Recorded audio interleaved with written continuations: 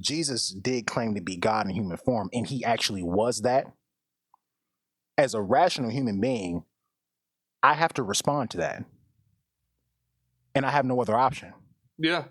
I have to address the question of who was Jesus. Mm-hmm. And I think that's what makes it terrifying, because I can't blow him off. Right. I think that's what's scary about him, is even if I choose to not believe in him, I still can't ignore him.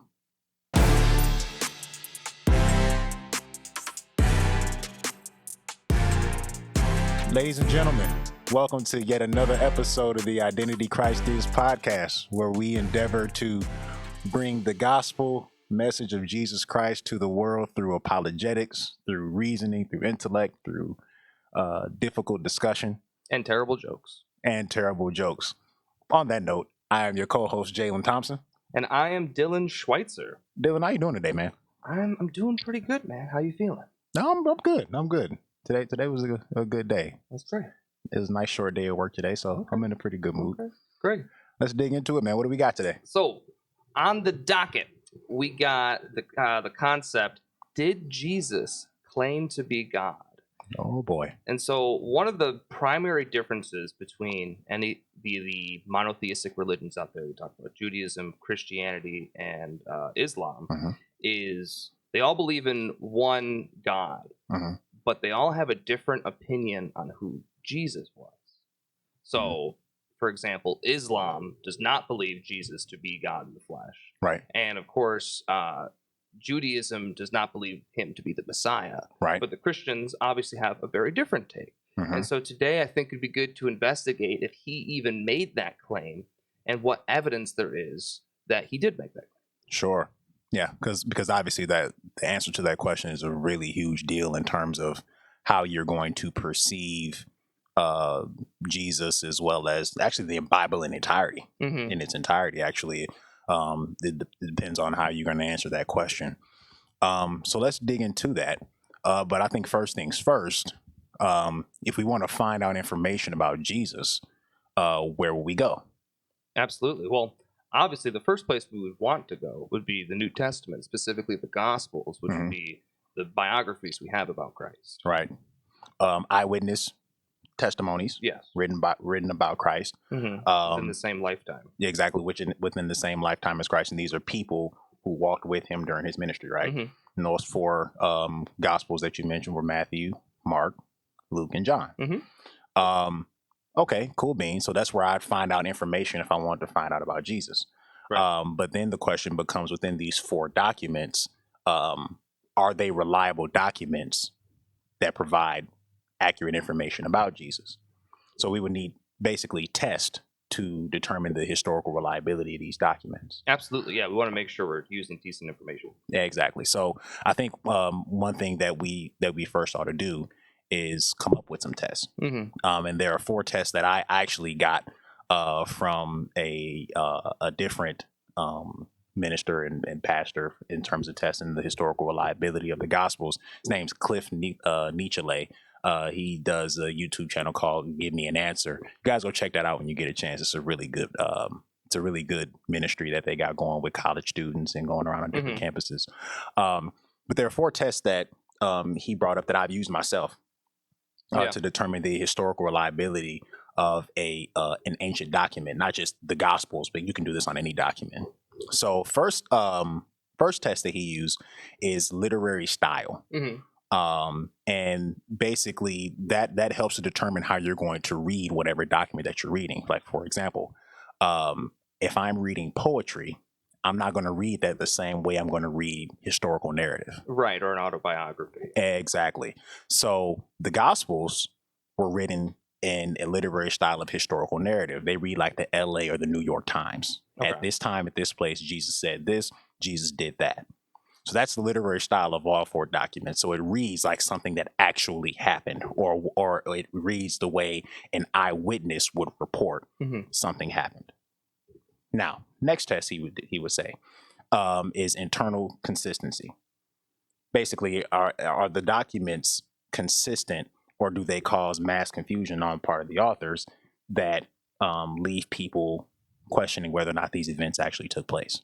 Right. And I think another thing to kind of add on top of that, when we think about eyewitness testimonies, like in the context of a court case or when police officers are taking down information, is if all four of the testimonies, or let's just say in this fake scenario that we're talking about, the police officer takes down names and is trying to get information about an event that happened. Right. If they all have the exact same information, the exact same data, and tell the story the exact same way, he knows that they conspired or they're lying, or both. Right. And so one thing that's interesting about the Gospels is they don't all read the exact same way. Exactly. You can tell that it's from a different perspective from all four. And so there's enough secondary details that are a little bit different, but the primary things are consistent. Right. And so there's enough variances on the minor details to showcase that this was from a different perspective, and all of the important theological, historical, factual information all lines up between the four Gospels. Exactly. And so that's the internal consistency test. Third test that we want to use is archaeological evidence. So basically the places that were mentioned in these documents are these real places, historically verifiable places that actually existed. Did the Gospel of Matthew report about events that took place on the island of Atlantis, or was it about events that took place in Galilee, Nazareth? The places that we can actually verify and say these places actually existed.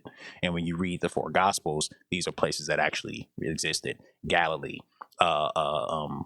Caesarea, where are some other places? Nazareth, Jerusalem. These are places that really exist that people can go to. Yeah, it's really interesting. There's like this fun meme going on the internet called the Spider-Man fallacy about this. I don't know if you're familiar with it at all. Yeah. But basically it's like, well, Spider-Man takes place in Manhattan, and like Manhattan is a real place. Yeah, therefore Spider-Man's real. Come on, that's not what we're I saying. love it because it's really funny. Yeah. Because I think the primary difference between that and an historical document is, one, it's not a movie or a comic book, right? Where a comic book, they're drawings, they're not literal depictions. Or if we're talking about a movie, for example, they're literally taking a camera to the actual place of New York. That is so different than writing a historical document accurately describing the area. Right. And I think the thing to think about is the amount of extra effort the authors had to put into accurately describing and accounting for the data around them. And so if we look at like Luke, for example, there's over like 50 to 70 different archaeological proofs that have been verified from historians, Christian and non-Christian historians, that kind of showcase the level of detail of the Gospel of Luke. The author Luke really verified and had extreme detail. And so this kind of shows the level of detail and commitment they had to reporting truth. So it's like another way of showcasing they could have so easily just made stuff up. Like, it would be kind of silly to go out of your way to have extremely accurate archaeological stuff just to make up a story. I mean, that doesn't really make sense to me. Why would you spend all your time lying about the story when you could spend more time lying about the story than trying to actually get the archaeological information correct? You know what I mean? Yeah, no, I get what you're saying. And Luke was a very meticulous historian. I think Luke chapter 3, where he kind of like lists out I think he listed out like who the tetrarch of Galilee was, right? King Herod. I don't know, I'm missing the names off the top of my head here, but he lists off a group of people who were in positions of authority in the region that he was talking about. And it's like, okay, well, why would he do that? Why is that important? And it's because he's trying to show that he's a meticulous historian and that his literary style, whatever he's about to write, is historical narrative. It'd be the equivalent of us saying now, in the year 2022, J.B. Pritzker, governor of the state of Illinois, Joe Biden, president of the United States of America, and then going into whatever we're going to talk about. Right. So that's good. So then the final test would be manuscript evidence. Absolutely. And for the New Testament, we have well over 5,500 manuscripts, complete manuscripts and incomplete manuscripts of the Greek writings of the New Testament. This is more than any other document of antiquity on record. So in terms of manuscript evidence, the New Testament blows any other document away in history in terms of manuscript evidence for verifying if we actually have what was written. And all of these manuscripts agree to an infinitesimal degree. Right, and I think the big thing to consider is we have, if we're looking at just the Gospels for a second, these are 4 different eyewitness accounts within the same lifetime of people who walked with Christ. Yes. For several years walking with him. And so if we compare that to the biography of Alexander the Great, where there's a 500-year gap between the individual and the writing, that's considered a historically reliable document. Right. You think about the biography of Buddha. There's about 600 or 700 years. Yep. The closest thing we have would be the information we have about Muhammad and Islam, and that's about 100 or more years in between the death and the writings of Muhammad. And so there's not really any other document that has the same level of distance in between the death of the individual and the biographical information and the amount of corroborative evidence. I think that's the big thing to consider, because there is a couple other out there. I can't remember the names off the top of my head, but there's only in terms of the amount of years, but they don't have 4 corroborative sources. Yeah, absolutely. They might just have 1 writing. Right. And the thing is, those are still considered historically reliable information. Right. And by the way, the entire New Testament that we have today was written all within the 1st century by 95 AD. So within 60 years of Christ's death and resurrection, we had the New Testament written, the entire New Testament, not just the 4 Gospels, right? The whole thing. So that's it for that, though. So now let's get into what was in these documents, because that was going to help us answer the question that we're trying to answer here today. So in these 4 Gospels that we have, Jesus made claims and said things about himself. Right. What are some of the things that he said about himself in these Gospels? He said a lot of things, like, I am the truth, the light, and the way. No one ascends to the Father except through me. One of the big ones that I think really points to Christ's deity would be in John 8:58. It says, very truly I tell you, before Abraham was, I am. And if you look at the text, the I am portion is in all capital letters. And this was a big deal. And if you aren't familiar with the Old Testament, it's a direct allusion back to Exodus with Moses and the burning bush, right? Where Moses is speaking with God, and he says, well, when I go back to the people, who do I say that you are? And tell them that I am, in all capital letters. And it was a direct correlation to that. Exactly. And the response that people had when Christ said this is they were getting ready to stone him, because he's making himself equal with the Father. Well, yeah, and also be clear to who he said this to. He said this to the religious leadership, the Jewish leadership of that time. So he's talking to people who are well versed in the scriptures, study the scriptures, and are aware and understand what these words mean. And so I find it to be very. So he knew what he was doing. Yeah, exactly. That's what I'm saying. I find it to be very strategic on his part that he said that to these individuals. Yeah, you know, that he would make that kind of claim, and he got the response that he got. Some other things that he said. He said things like the Father and I are one. Yeah, John 10:30. Yep, he said things like that. And so making a direct equation or equality between him and the Father. Yeah, and then he also had an interesting conversation with Philip. Yeah. Where I think it was at the Last Supper. I don't have it right here in front of me, but I would think it was at the Last Supper where Jesus said, "You know the way to where I'm going," and then Philip says something along the lines of, "Lord, you know, where are you going? We don't know the way." And Jesus said, "I am the way, the truth, and the life. You know, no man comes unto the Father except by me." And then after that, I believe Philip says something along the lines of, "Show us the Father, and that'll be enough for us." Yeah. And then Jesus turns around and says, "Hey, have you not been understanding what's been going on here for the past 3 years? If you've seen me, you've seen the Father." Right. Yeah, and actually to directly quote it, "Do you not believe that I am in the Father and the Father is in me?" is what he says right after that. Yeah, exactly. Yeah. And so, and for anyone at home, I mean, because you should always verify what we say, don't just take it off of face value. That's John 14:8-11. So feel free to read that in your own Bible at home. Yeah, please do. Please verify everything we're saying, because I don't have my Bible sitting right here in front of me. Right. But we did prep for the episode. but please verify all of these scriptures that we're saying here, and all of these scriptures that we're making reference to. But Jesus said these things in these documents. So now you take that and you say, okay, yeah, he said these things, but those aren't necessarily clear that he claimed to be God. Sure. Okay, cool. Fine. So let's go to something else then. Jesus refers to himself in the four gospels as a son of man. He makes that reference over 80 times. Yeah. In the gospels, refers to himself son of man, son of man, son of man. Yeah, the son of man is a big thing. The son of man, that's what he calls himself. And so we wonder, okay, where does this name come from? Why does he name himself that? You have to go back to the Old Testament to understand the reference that he's making. So in the Old Testament, the title Son of Man is used 2 times.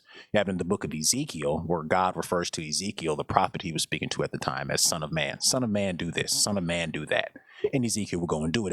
It was in a very human context related to it. Do this, Son of Man, do that. And Ezekiel would do it, and that was kind of the end of that. And then you see the Son of Man referenced again later in the book of Daniel. Yeah. We get to Daniel chapter 7. Daniel has this interesting vision that takes place where he basically has a vision of the throne of God, and God the Father is sitting on the throne. He's referred to as the Ancient of Days. That's what Daniel called him. That is a name. I'd like that name. The Ancient of Days. Woo. I don't even know what that means, and it sounds really cool. I have no idea. That's pretty dope. Yeah, it could mean something bad, but it's like, okay, so what? That sounds really cool. Hey, yo, what's your name? The Ancient of Days. Right. Right. Guy's intense. Right. And so that's the name that Daniel refers to him as. And he's sitting on the throne and he's being worshipped by the angels. Well, in Daniel's vision, he sees a son of man like figure coming on the clouds of heaven. Son of Man comes on the clouds of heaven, and he actually walks up to the Ancient of Days. But not only does he do that, he was given power and dominion and authority by the Ancient of Days. Yeah. And Daniel records that nations worshipped him, and that his dominion and his kingdom will see no end. And he actually received worship as well. And so then you go back to the New Testament now, and you figure out, okay, when Jesus was calling himself the Son of Man, was he referring to the Ezekiel Son of Man, or was he referring to the Daniel Son of Man? Right. Well, now we got to go to Jesus being arrested in either Mark chapter 14 or wherever the other 3 gospels where it's recorded. Yeah. And the high priest actually asked Jesus kind of flat out, like, hey, man, let's get to the point. Who are you? Right. And Jesus, and he asked him, are you the Blessed One? Are you the Messiah? Are you the King of the Jews? Jesus says, I am. And then not only does he say that, he says, and you will see the Son of Man coming on the clouds of heaven and seated at the right hand of the Father. A direct allusion to Daniel 7. He's talking about Daniel 7. Yeah. And if you look at the response of the Jewish leadership after he said that, they tore their clothes, smacked him, spit on him, crucify him, crucify him, crucify him. Yeah. Because he was making it abundantly clear at that time, no, I'm not the Son of Man that Ezekiel was talking about. I'm the Son of Man that walked up to the Ancient of Days and sat at his right hand and was equal with him. Exactly. Yeah. And so, drop. Yeah. don't drop these mics though. No, please, no. Way too expensive. Way too expensive. And so that is the kind of the biblical case, if you will, for and I think one more thing claims. we could talk about with that is in different religions, like in Mormonism or in Jehovah's Witnesses, they kind of equate not Jesus being God, some sort of divine figure in a sense. They usually equate him to being the archangel Michael or Gabriel. Right. I think in Islam, I think they believe that too. I'm not quite sure. But and I think the big thing to consider is angels in the Old Testament were not allowed to receive worship whatsoever. Correct. Worship was devoted and centric to only God. And so there's a few times in Matthew 14:33 and 28:9 where Jesus actually did receive worship, and the kind of worship only the Jews gave to God. And in response, he didn't stop them. And I think that's a big telltale. Okay, this definitely isn't an angel of any sorts or stuff like that. Right. He accepted the worship. And I think that's a big telltale sign about who he is. You also see that in Revelation as well. With John, who wrote the Gospel of John as well. He when he was approached by an angel and he fell down and he worshipped, but the angel told him to get up. He said, "You must not do that. Worship is only due for God. Do not worship me." But here you have Jesus, even when he was in human form here on earth, receiving worship. Right. Yeah, it's recorded multiple times in the Gospels. Which the most famous one, I believe, is at the end of John 20:28, where he puts his hand on his side to show the healed wounds, and he goes, "My Lord and my God." Mm-hmm. Yeah. Yeah, and so yet again another allusion to this idea that this human Jesus is equal with God, and it's another allusion to that. So I think another thing we can consider is, we can always judge a man by what he says, but I think his actions can really dictate his character a lot more than just what he says. I agree. And I think Christ performed a lot of things and conducted himself in such a way that kind of pointed towards his deity and his confirmation of being God in the flesh, Sure. the incarnation. One of the big things that we have is the miracles that are reported in the New Testament, specifically the Gospels. I can't remember how many are reported. I think it's like 50. Something like that. I don't remember the exact number, but I do like the fact that we're segueing into this, because it's one thing, like you said, make the claims. Yeah. But it's another thing to actually back those claims up. It's one thing to say, I am God. Okay, now show us. Yeah, it's like, hey man, I got $1 million. Like, yo, make a quick withdrawal. Nuh-uh. Yeah. I'm good, man. I lost my debit card. Yeah, I didn't need to prove anything to you. Yeah, but believe me. Right. but luckily for us, Jesus isn't like that. He's a little less petty. Yeah, a little less. And so he demonstrates a series of miracles that can be broken down into 5 categories, at least that we've broken them down into 5 categories that kind of demonstrate his deity. Yeah. And I think one thing we need to understand also is what even is a miracle. I think a lot of times we think about, when I was like a kid, like watching Hallmark movies or just kind of talking with families, a miracle is just something that is like a 1 in a million chance that it could happen, or you just got really lucky on something. Like, right. You got the last toy at the supermarket at the end of Jingle All the Way, or something silly and right. insignificant. Right. But when we're talking about miracles from a biblical context, I think a good definition that we can use is a miracle is an event that lies outside the casual laws of nature at the particular time and place of its occurrence. So It's not breaking a law. You can almost think of it as a temporary suspension,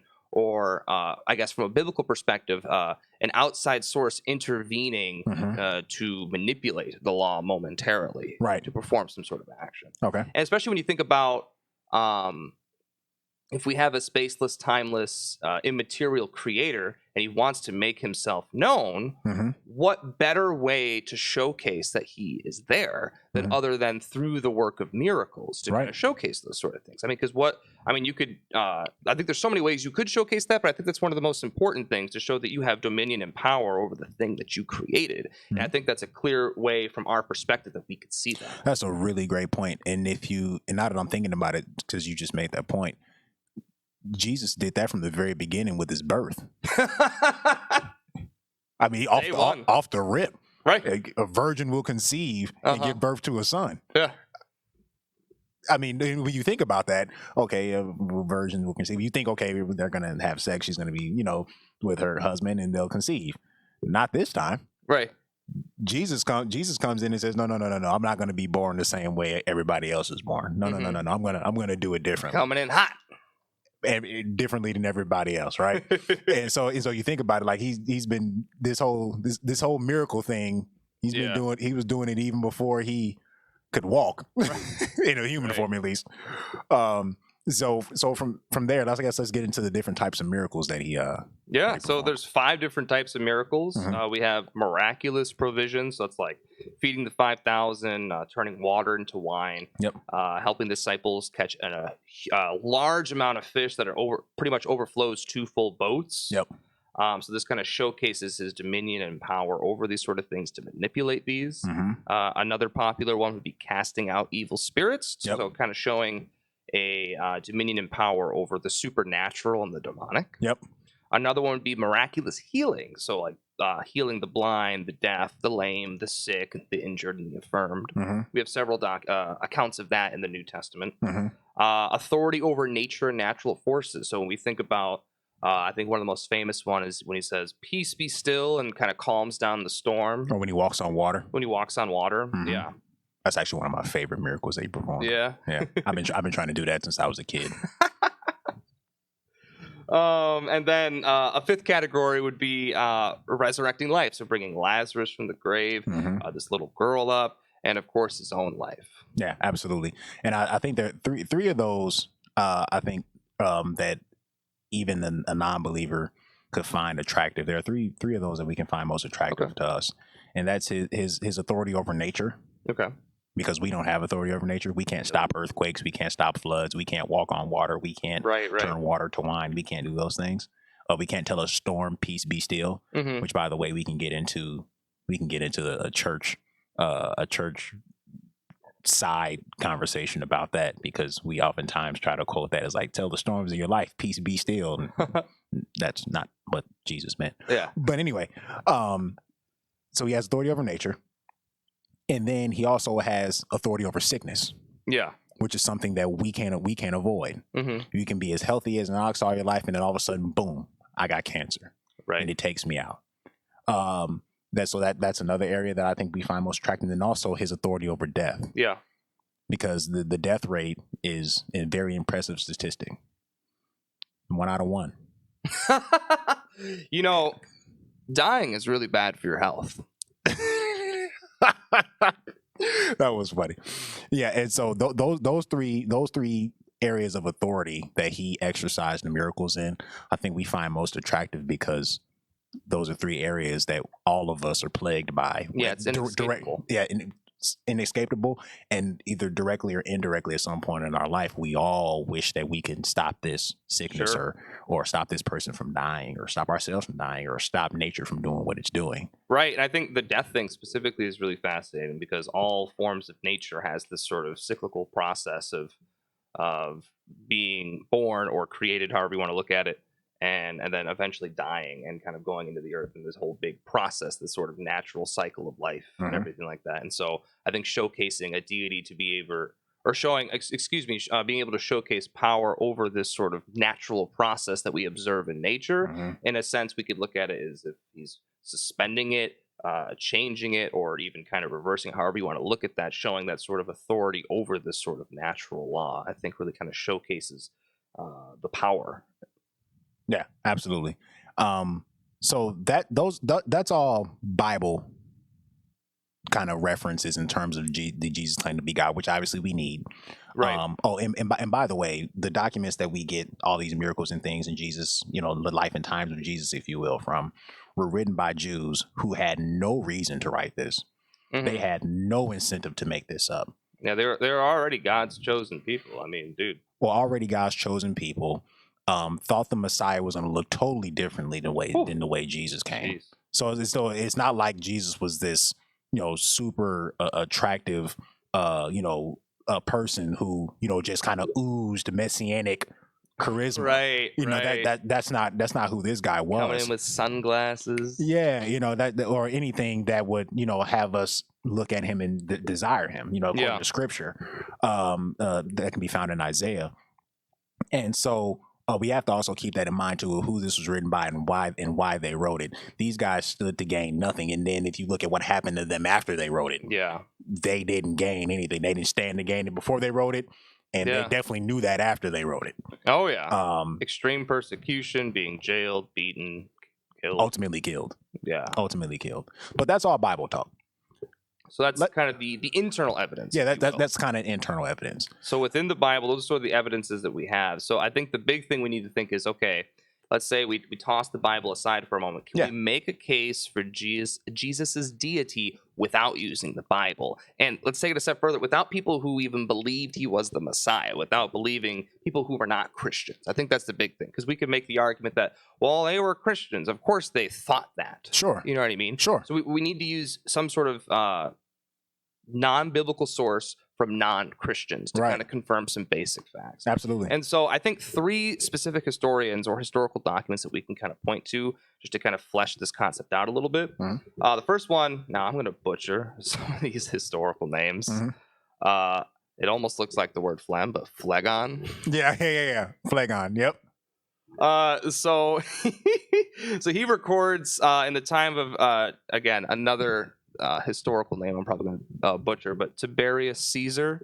There's a few things that Tiberius Caesar. Tiberius. That sounds way cooler. We're going with that. Yeah. There's a few things that he kind of confirmed and documented in his historical documents. So at the time of Tiberius Caesar, Phlegon reported that at a full moon there was a full eclipse of the sun from the 6th to the 9th hour, which was something Jesus predicted in the New Testament. He also mentioned. We got to pause there for a second because of when that took place. That took place when he died on the cross. Oh, that's a big deal. Yeah, that's when that happened. So he's actually making reference to the crucifixion of Jesus specifically. Yeah. Yeah, and so this idea, once again, and this can be found in Islam as well as amongst some other secular beliefs, that Jesus didn't actually die on the cross. Right. One of the things that are recorded during his crucifixion was that there was a full eclipse it was a full 3-hour eclipse from the 6th to the 9th hour. Yeah.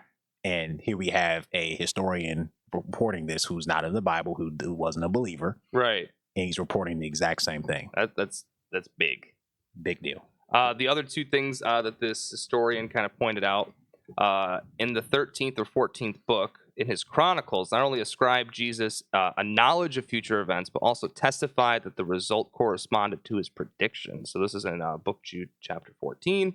And Jesus, while alive, was of no assistance to himself, but that he arose after death and exhibited the mark of his punishment and showed how his hands had been pierced by his nails. So from these accounts, we can kind of add something of our understanding that Jesus had the ability to accurately predict the future, was crucified under the reign of Tiberius Caesar, and demonstrated his wounds after he was resurrected, which is a big... And we find that in the story of him and Thomas. Exactly. Yep. Absolutely. So another historian we have is Pliny the Younger. I always thought that was kind of a goofy name. Yeah. I mean, 2,000-year-old names, they're probably all a little goofy from our perspective. They're going to laugh at our names 2,000 years from now. Yeah, right. Jalen, who's that? Exactly. So early Christians were also described in early non-Christian history. So Pliny the Younger, in a letter to the Roman Emperor Trajan, described the lifestyles of early Christians. So he's kind of showcasing what they were up to. Speaking of the Christians, were in the habit of meeting on a certain fixed day before it was light, when they sang in the alternate verses a hymn to Christ as to a god. As to a god. Yeah. And bound themselves by a solemn oath not to perform any wicked deeds, never to commit any fraud, theft, or adultery, never to falsify their word, nor deny trust when they should be called upon to deliver it up. It's really interesting. That's kind of the Lord's Prayer right there, in a summary right there. Yep. I think that's really fascinating. And so being able to have something that's specifically scriptural that he's just kind of reporting just from what he's hearing. So they're constantly doing the Lord's Prayer because that's how Christ taught us to pray. Right. So that's the little side there. So after which it was their custom to separate and reassemble to partake food. This would be communion, and but food of ordinary and innocent kind. So this early description of the first Christian documents several facts. The first Christians believed Jesus was God. That's the big thing. The first Christians upheld a high moral code, and these early followers met regularly to worship Jesus. And then the third historian I just want to point to real quick, to kind of talking about the confirmation of Jesus' deity, would be Celsus. So his writing is extensive, and he alludes to like 80 different biblical quotes confirming their early appearance in history. In addition, he admits the miracles of Jesus were generally believed in the early 2nd century. So Jesus had come from a village in Judea and was the son of a poor Jewess who gained her living by the works of her own hands.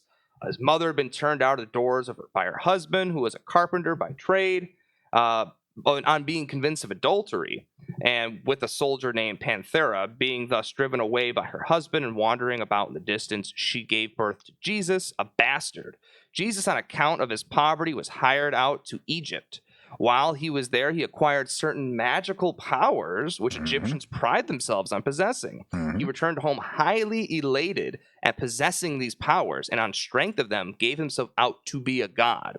And so that's what Celsus writes. And so this is really, really interesting here, because there's some things in there that you can tell are not really part of the biblical narrative. But the key thing that you notice is he confirms that Jesus claimed to be God and had magical powers, so the authority with miracles and everything. And so he confirms that Jesus was reportedly born of a virgin. But then he kind of argues what it could be instead, talking about the possible adulterer that was kind of in the mix with Panthera. Or Panthera, excuse me.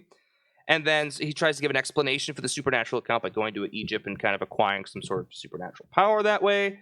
and talking about the illegitimate son. But in this account, Celsus does confirm the several facts we just said. Again, about having an earthly father who was a carpenter and possessed unusual magical powers, and of course, claiming to be God. And so, one thing I want to point to, John, if you could put it up on our screen real quick. Yeah, but before we get to that, before we get to that part, first I just want to, even though these are non-believers who are recording this, I just find it incredible how the things that they are recording does still jive with what the believers recorded. Yeah. Now, obviously, they're recording it from a I don't want to call it adversarial. Some of these guys were adversarial. Yeah. But they weren't recording from an adversarial sense, but from a skeptic. Sure. Or maybe even a cynic, maybe even a cynical stance. But even in their skepticism or their cynicism, they still jive with what the believers said. Yeah. It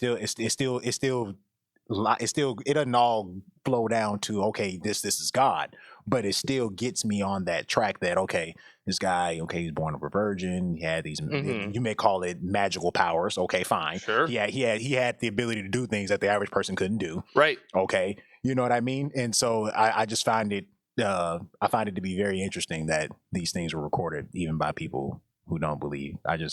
It's just fascinating. Yeah, no, that is absolutely fascinating. Yeah. And then also, too, something that we want to mention is that the most famous person of the first century, and probably the most influential person outside of Jesus himself, was Tiberius Caesar, who was the ruler of the Roman Empire. Of that time. Rome was the leading superpower, political superpower of that time. Oh, yeah. And Tiberius Caesar was at the head of that. So he was easily the most influential, most famous person of that time. And he had 10 different people write about him, write about his life, record things about him. Jesus had 40. Yeah, and he wasn't commanding anyone to do it. And he didn't command anybody to write anything. But Jesus had 40 different people, from the Gospels to historians who were believers, to historians who weren't believers, Roman historians, Jewish historians, African historians, Greek historians, who recorded about him at different times and in different ways. So it just goes to show you how influential this guy was, for somebody who is just a carpenter out of Galilee. Right. Yeah, that's huge.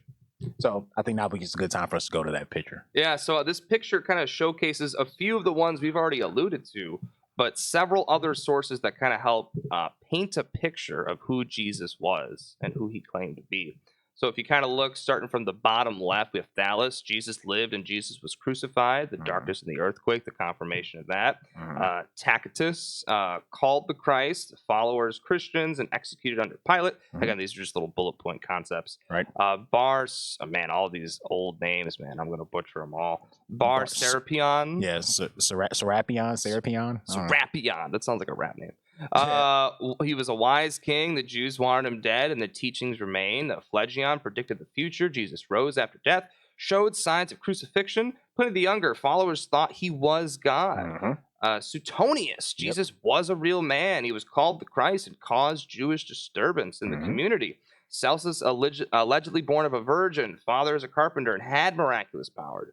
Josephus he said he was a wise man. His followers and reported the resurrection, and Talmud executed the day before the Passover, and he had magical powers. And so all of these extra biblical sources are kind of pointing to who Jesus of Nazareth was and confirming a lot of the basic information that we already had in the New Testament, kind of showcasing not only its reliability, but who Christ claimed to be. Absolutely. So I think we've hit this pretty good, but to wrap this up, I want to talk about a video clip that I seen of probably one of the most intelligent human beings on the planet right now, Jordan Peterson. Yeah. I was listening to him talk about Christ, and I was listening to it with in mind that we were, gonna be addressing this episode. Did Jesus claim to be God? And he made a statement about Jesus that I found to be just downright fascinating. I've been thinking about it for like 4 days, nonstop. His statement was, Jesus is too terrifying of a reality to fully believe.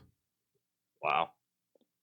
And I've been wrestling with that ever since he said it. And the thing about it is, I seen this video like months before. Sure. Before we even started this podcast, I saw this video. But it didn't necessarily hit you. It did, but it didn't resonate. You know, it was kind of just like, okay, he said it, but all right. But I watched it again, and when he said it, I kind of started wrestling with this idea, like, what makes Jesus so terrifying of a reality to fully believe? Like, what does that mean? Why would he use those words? Mm-hmm. And so I had some thoughts around that in context of, did Jesus claim to be God? I think the reason that those words, too terrifying of a reality, I think the reason those words can be used is because not because of Jesus himself, but because I have to, now the ball is in my court to respond to that reality. Interesting. Like not just the fact that Jesus is God in human form. It's the fact that if Jesus did claim to be God in human form, and he actually was that, as a rational human being, I have to respond to that. And I have no other option. Yeah. I have to address the question of who was Jesus. Mm-hmm. And I think that's what makes it terrifying, because I can't blow him off. Right. I think that's what's scary about him, is even if I choose to not believe in him, I still can't ignore him. And I think that's what makes it so terrifying, is the fact that, and I think that's why we struggle with him when people ask the question, who is Jesus? I think we're okay saying he was a good man. Okay, fine. There's a bunch of good men. Yeah, great teacher. Okay, yeah, it's a bunch of great teachers. He was a prophet. Okay, we've seen several prophets. God in human form. Oh, wait a second. And all of a sudden that's where we get a little antsy. That's where we get a little choppy. And I think the reason for that is because if he was in fact that, I have to address him. Not only that, but the words he had has authority. It's not just, for example, your math teacher is probably a great teacher from college. Sure. You know, you probably have some great role models in your life, but you can kind of take or leave their advice. It's kind of up to you. You can kind of, without taking it too far, make your own decisions, be God of your own life, and kind of, you can be the standard. Mm-hmm. But when Christ comes on the scene and displays not only his compassion and his love for his people, but at the same time, not just showing the love, but showing his authority and his justice through what is the right way, what is the right thing to do, what is the right way to live, and everything, showcasing his authority, all of a sudden we realize I'm not the standard. There's something beyond us that I actually have to attest to, and that there's something that I have to strive for that is beyond just my opinion, my truth. Sure. And I like how you ended on that, my truth, because in Christ you see the truth becoming man. Yeah, the divine logos is kind of the Greek.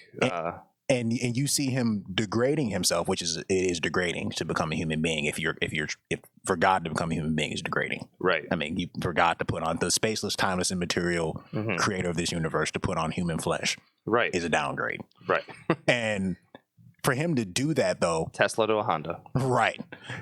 For him to do that, and do that for us, to not only just show us, how to live our lives and how we ought to be conducting ourselves with one another, but also to satisfy his own wrath, and him displaying himself in a way that we can understand. Yeah, I think that's what makes it terrifying. And I think I can understand it now. Yeah. Because it's not just now God isn't just some idea in my head that I can make up in terms of what does God look like. To look, like he said to Philip, if you've seen me, you've seen the Father. Yeah. I think that's what's terrifying about it right there. And I think the other aspect is we think about other religious perspectives or theological dispositions. We think about God almost just seems like this mysterious, unknowable source in a sense. Right. At least that's how I've kind of viewed it, where it's just kind of this grand thing, where instead from a Christian perspective, with God coming in the form of human flesh and coming down and lowering himself as the suffering servant, and to reconcile to the Father, to show us what to do. I think it shows an extreme level of trying to establish a personal relationship. And I think that also is the scary thing. So not only just the standard and degree that you are called to be as a human, but the fact that someone could love you that much, because I don't think anyone has ever experienced that sort of love before. No. And I think that is that is a grand gesture. It is overwhelmingly beautiful and powerful. And I guess just to take it a step further, there's nothing I could do to repay such a favor, a grand gesture, other than give my heart. There's actually a beautiful Christmas song that I used to love singing in high school. It's called the title is escaping me, but it's about this king, and he helps this very poor man. And he's like, what can I give him? And he starts listing off things he could give him, but the king already has it. And he says, the only thing that he could give him is my heart. It's the only thing that's worthy enough that I even could give him. Because, and especially when we think about this analogy of like a poor man to a king, from just a human being to God, God, I could give him $50. Doesn't matter. He created money. I could give him land. I could give him items. I can give him all these things. Well, he created all of these things. And I think it's amazing that this sort of demonstration of his love to reconcile us, to have a free-willing, loving relationship. I think that is terrifying, because it's so grand, and there's nothing we could equate it to on that level of magnitude of love and personal relationship. Absolutely. And that was beautifully stated by you. So to wrap things up and to answer the question, did Jesus claim to be God? Yes, he did. And not only did he claim to be God, he demonstrated that he was God ultimately in the prediction of his own death and resurrection, and when he carried it out. The grave of Muhammad is full. The grave of Buddha is full. And the tomb remains empty of Bingo. Jesus of Nazareth. That is correct. And so, yes, he did claim to be God, and he also demonstrated that he was God. I think that wraps up this episode, man. Absolutely. Like and subscribe to our YouTube channel. Make sure you follow us on Facebook as well. Our page is continuously growing. That's where most of our content will be posted, and the full episodes on YouTube. Ladies and gentlemen, I am Jalen Thompson. Dylan Schweitzer. And we're out. God bless. Peace.